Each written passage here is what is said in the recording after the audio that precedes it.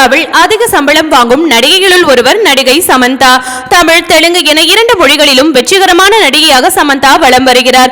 விண்ணை தாண்டி வருவாயா படத்தின் மூலம் ஹீரோயினாக அறிமுகமான அவர் தொடர்ந்து தமிழ், தெலுங்கில் பிஸியான நடிகராக மாறினார்.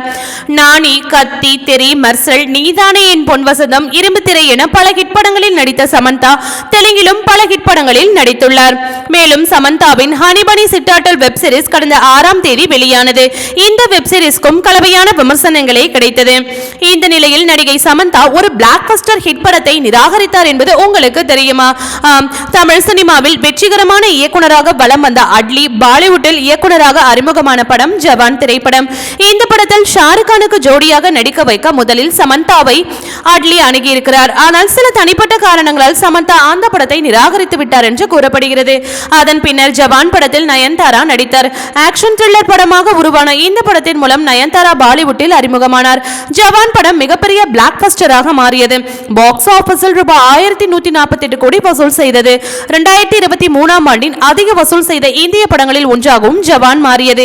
எனினும் அட்லியின் தெரி, மர்சல் ஆகிய படங்களில் சமந்தா நடித்திருந்தார். இந்த 2 படங்களில் பாக்ஸ் ஆபீஸில் வெற்றி படங்களாக அமைந்தன என்பது குறிப்பிடத்தக்கது. ஓகே வியூவர்ஸ், இது போல சினிமா செய்திகளை நீங்கள் பார்க்க மறக்காம சனி டைம்ஸ் சேனலை சப்ஸ்கிரைப் பண்ணுங்க.